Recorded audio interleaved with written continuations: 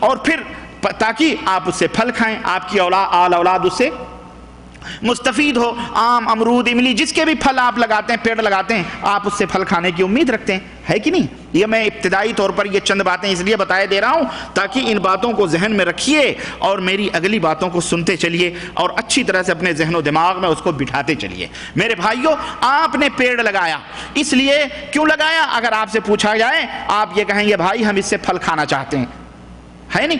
اب صبح ہو کہ شام ہو آپ اس پیڑ کی نگرانی کر رہے ہیں، مراقبہ کر رہے ہیں۔ بکری اگر چھوٹا ہے تو بکریوں سے بھی ڈر رہے ہیں، مرغیوں سے بھی ڈر رہے ہیں کہ پودا چھوٹا ہے، کہیں مرغی پیروں سے کھود کھاد کر کے باہر نہ کر دے، کوئی بکری آ کے اس کے پتوں کو کھا نہ جائے، اس کی جڑ کو نہ اکھاڑ دے۔ بچوں سے بھی آپ باقاعدے اس کے چاروں طرف اینٹ کی جالیاں لگا دیتے ہیں یا لوہے کی جالیاں لگا دیتے ہیں تاکہ یہ تناور ہو جائے، بڑا ہو جائے، بڑا ہو جائے، اتنا بڑا ہو جائے کہ مرغی سے، بکری سے، اونٹ سے، گائے سے، بیل سے بھی بڑھ جائے۔ اور جب یہ موٹا ہو جائے گا تو تھوڑا بہت اگر ادھر ادھر سے جھونکا بھی آیا، کوئی آیا بھی، تو اس پیڑ کو کوئی نقصان نہیں پہنچ سکتا۔ لیکن جب تک وہ پودا کمزور ہوتا ہے ظاہر ہے آپ اس کی دیکھ بھال دیکھ ریکھ کرتے رہتے ہیں۔ غرض میرے بھائیوں، اب آپ نے ماشاءاللہ دیکھا پیڑ تناور ہو گیا، شاخیں نکل گئیں اور جناب عالی مکمل طور پر پیڑ ہرا بھرا، بالکل آپ کے قد سے بھی نہیں بلکہ کئی قد بھی، کئی فٹ اونچا ہو گیا، ماشاءاللہ تبارک اللہ۔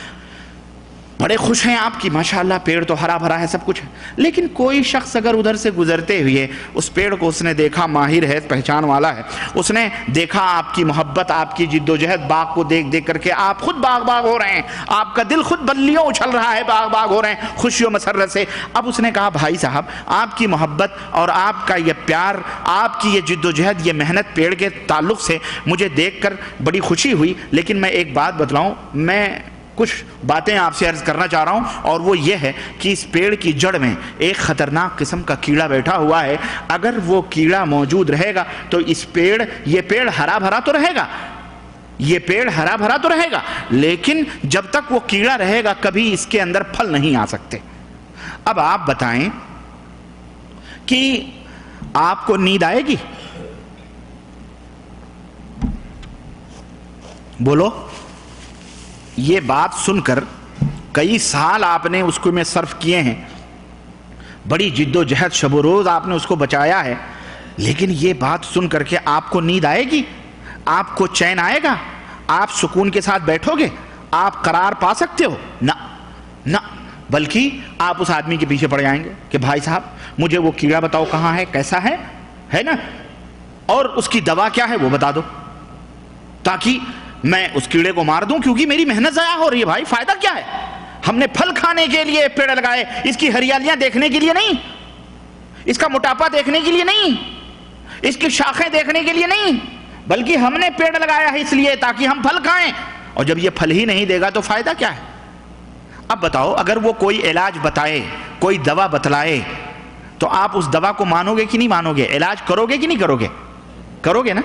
ایک عقل مند آدمی کا یہی وطیرہ اور طریقہ ہے کہ نہیں ہے؟ کرے گا۔ اور جو نہ کرے وہ احمق ہے، بیوقوف ہے، وہ بس ہریالیاں دیکھ دیکھ کے خوش ہو رہا ہے، پیڑ کے موٹاپے کو دیکھ دیکھ کر کے فرحاں ہو رہا ہے، شاداں ہو رہا ہے، ماشاءاللہ تبارک اللہ ہمارا پیڑ تو ہرا بھرا ہے۔ ہرا بھرا سے کچھ نہیں ہوتا، اگر پھل نہیں آیا تو بیکار ہے کہ نہیں؟ عقل مندوں کے لیے اشارہ کافی۔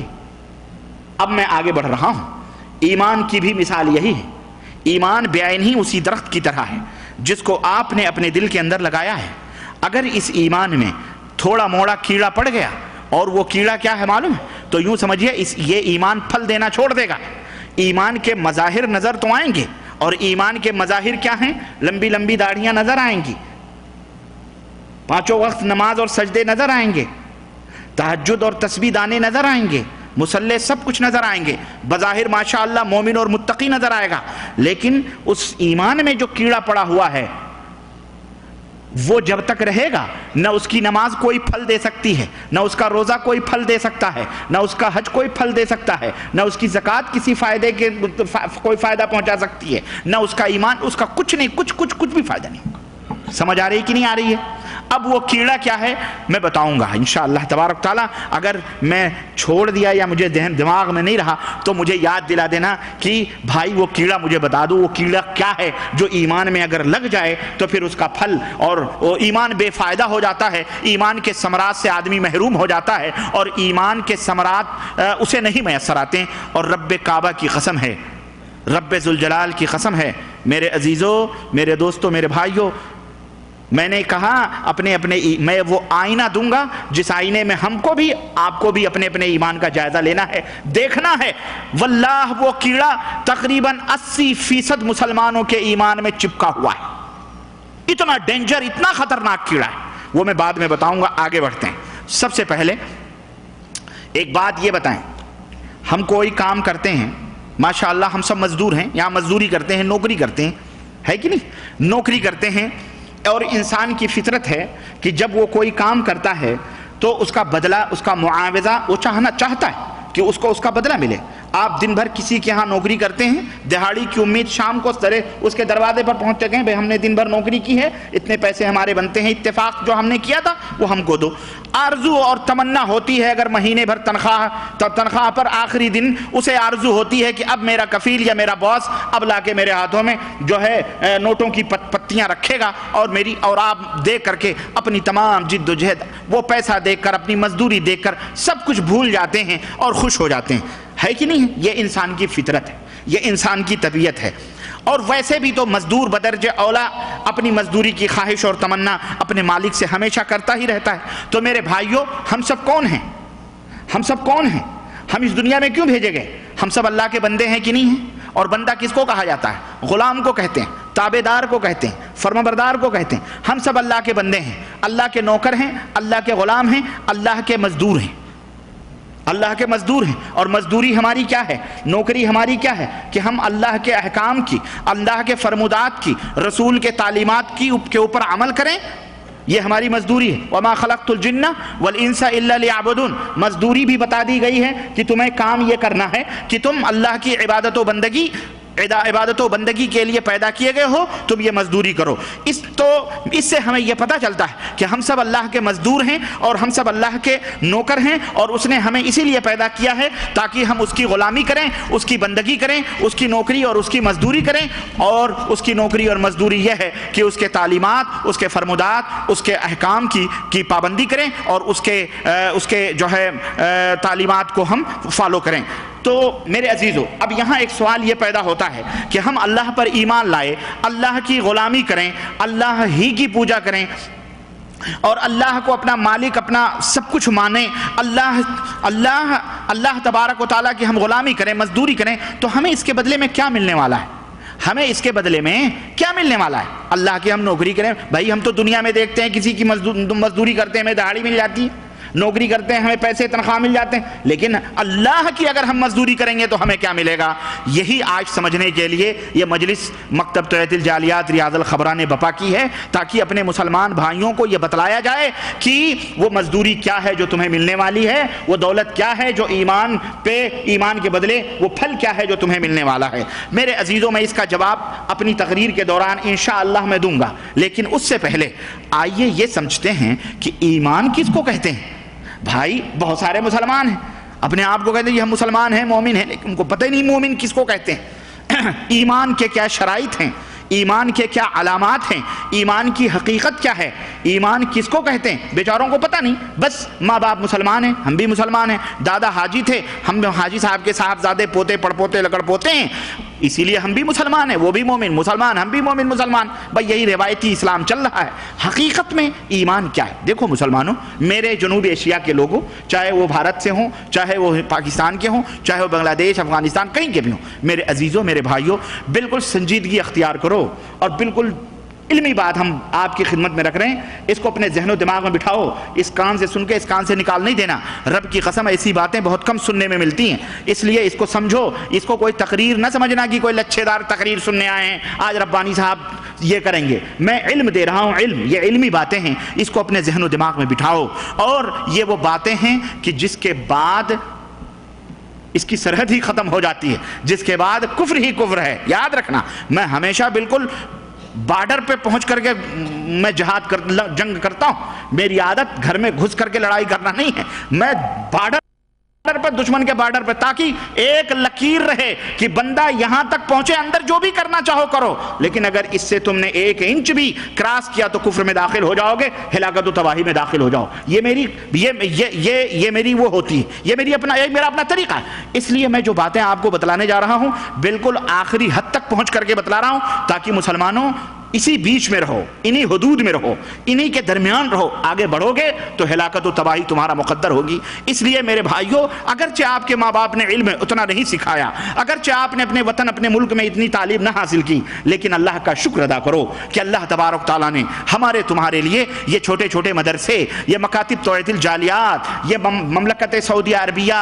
کے اولات امور اور یہاں کے حکمرانوں کو اللہ ہمیشہ تر و تازہ رکھے کہ انہوں نے دین اسلام کی تبلیغ اور اس کی نشر و اشاعت کے لیے اور اپنے ملک میں آنے والے روزی کمانے والے اپنے مسلمان اور غیر مسلم کو لیے سب کے لیے یہ سینٹرز قائم کیے، تاکہ وہ اور ہم جیسے غلاموں کو، ہم جیسے فقیروں کو، ہم جیسے کم علموں کو رکھا، تاکہ اپنے ہم زبان لوگوں کو قرآن و سنت کی تعلیم دیں، اور ان کو کوئی اشکال ہو تو ان سے پوچھیں۔ اس لیے ہم یہاں اور یہ یہ اسٹیج نہایت ہی ذمہ دارانہ اسٹیج ہے۔ یہاں سے کوئی پھیکم پھاک کی بات نہیں ہوگی، یہاں سے کوئی کہانی، کوئی قصے، کوئی افسانے کے تذکرے نہیں ہوں گے، یہاں کسی کے منامات اور بشائر اور خوابوں کا تذکرہ نہیں ہوگا۔ یہاں یا تو رب کے قرآن کا ذکر ہوگا یا محمد الرسول اللہ صلی اللہ علیہ وسلم کے فرمان کا ذکر ہوگا۔ اس لیے میرے بھائیوں، ہمارے دامن میں یہ دونوں چیزیں ہیں، اور وہی دونوں چیزیں ہم آپ کی خدمت میں رکھ رہے ہیں۔ کلو انائن یترشح بما فی، برتن میں جو ہوتا ہے وہی ٹپکتا ہے۔ اگر اس برتن میں آب زمزم ہے تو ٹپکے گا آب زمزم ہی، اگر اس برتن میں پیشاب ہے تو ٹپکے گا پیشاب ہی۔ تو برتن میں ہمارے قرآن و سنت ہے، قرآن و سنت ہم آپ کو دے رہے ہیں۔ ہمارا کام تبلیغ ہے، ہمارا کام پہنچانا ہے۔ اللہ نے اپنے نبی کو کہا علیک البلاغ، علیک البلاغ وعلینا الحساب۔ اللہ اکبر۔ اللہ فرماتا ہے نبی آپ کا کام پہنچانا ہے بس، لست علیہم بمسیطر، آپ ان کے اوپر داروغہ بنا کر کے نہیں بھیجے گئے، ہم آپ کے اوپر داروغہ نہیں ہیں، ہم آپ کو قرآن و سنت کی بات صاف صاف بتلا دیتے ہیں۔ مانو نہ مانو جانے جہاں اختیار ہے، شک ہو شبہ ہو، آؤ بیٹھو، پیار سے محبت سے ادب اور احترام سے قرآن کے اوراق کھلتے ہیں، احادیث صحیحہ کے اوراق کھلتے ہیں، اور فیصلہ کر لو، دیکھ لو حق کیا ہے، پانی باطل کیا ہے، دودھ کیا ہے، پانی کیا ہے یہی حقیقت کی نہیں ہے؟ اور الحمدللہ آج علم ایک وسیع تر ہو چکا ہے اور چاروں طرف پھیل چکا ہے، کتابوں کی بھرمار اللہ کے فضل و کرم سے موجود ہے۔ اس لیے میرے عزیزوں، میرے بھائیوں، اور میرے ایشیا بر صغیر اور بنگلہ دیش اور دوسرے افغانستان کے اخوان، میرے عزیزوں، بڑی دردمندی کے ساتھ میں یہ درخواست کروں گا کہ یہ قرآن و سنت کی باتوں کو سیکھو۔ اللہ کی قسم ہماری زندگی کا مقصد یہی ہے، ہم پیدا ہی اسی لیے کیے گئے، ہم بھیجے ہی اسی لیے گئے۔ یہ زمین اس لیے نہیں بنائی گئی کہ اس کو کھود کھود کر کے تم اپنے پیٹ بھرو، اس لیے نہیں بنائی گئی کہ یہ آسمان کے چھتوں کے نیچے رہ کر اللہ کی نافرمانی کرو۔ اللہ کی قسم اللہ اس سے ناراض ہوتا ہے۔ ہم اپنے مقصد اصلی کو نہ بھولیں۔ جس طرح آپ اپنے وطن کو چھوڑ کر کے، کوئی بنگلہ دیش سے آ رہا ہے، کوئی پاکستان سے آ رہا ہے، کوئی ہندوستان سے آ رہا ہے، کوئی فلانے سے آ رہا ہے، کوئی فلانے سے آ رہا ہے، اپنے اپنے ملک کو چھوڑ کر کے یہاں آپ کس مقصد کے لیے آئے ہیں؟ منی کمانے کے لیے آئے ہیں، روپیہ کمانے کے لیے آئے ہیں، نوٹ چاپ کمانے کے لیے آئے ہیں، یہ آپ کا مقصد ہے۔ اگر آپ یہ مقصد بھول جائیں اور کمرہ بند کر خراٹے لے کر کے سوئیں تو کیا ہوگا؟ آپ جب اپنے گھر جاؤ گے تو بتاؤ کیسے جاؤ گے؟ خوش باش ہو کے جاؤ گے یا ندامت و شرمندگی سے اپنے سروں کو جھکا کے جاؤ گے، یا گھر جانے کا نام ہی نہیں لوگے؟ بہت سارے لوگ ایسے بھی آپ کو ملیں گے 10 سال یہاں رہ کر کے سب کچھ اڑا دیا، شراب پی لیا، جوا کھیل لیا، لاٹری چل رہی ہے، لاٹری تھائی لینڈ لاٹری، اور وہ انڈونیشیا لاٹری، وہ فلپائن لاٹری، استغفر اللہ، بیڑا غرق کیا ہے جس نے امت کا۔ اور یہاں ہم 10 روپے 5 روپے کماتے ہیں اور لاٹری ہمارے بہت سارے اخوان کو کھیلتے ہیں۔ میرے عزیزوں توبہ کرو۔ تو عرض کرنے کا مطلب یہ ہے کہ آپ اپنے مقصد کو یہاں نہیں بھولتے ہیں، تو آپ جہاں سے آئے ہیں جنت سے، کہاں سے آئے ہیں آپ؟ بولو، جنت سے آئے ہو یا جہنم سے؟ بولو، جنت سے آئے ہو۔ ہاں ہمارا باپ، ہمارے باپ کا وطن کہاں ہے؟ بولو، باپ یعنی بڑے باپ، بڑے ابا۔ بڑے ابا کون ہیں؟ ہاں ماشاء اللہ ہم سب جانتے ہیں، آدم علیہ السلام۔ بڑی اماں ہوا ہیں، ہے کہ نہیں؟ وہ کہاں سے آئے؟ جنت سے آئے۔ تو جنت ہمارے باپ کی وراثت ہے، اللہ اکبر۔ لیکن بیٹا اگر وارث کب بنتا ہے بیٹا؟ جب لائق ہو. بولو آپ اپنے بیٹے کو اس کے ہاتھ میں 10 روپے کب دیتے ہو؟ جب وہ آپ کے حکم کی فرما برداری کرے، آپ کے حکم کی تعمیل کرے، آپ اس کے نام گھر الاٹ کر کے چلے جاتے ہو. لیکن اگر وہ بیٹا جوتے مارے، اگر وہ بیٹا شراب پیے، اگر وہ بیٹا آپ کے فرمان کے مطابق نہ چلے، تو آپ اسے کیا کر دیتے ہیں؟ عاق کر دیتے ہیں، گھر سے نکال دیتے ہیں، اور اخباروں میں دیتے میں نے اس کو عاق کر دیا، وراثت میں اس کا کوئی حصہ نہیں. میرے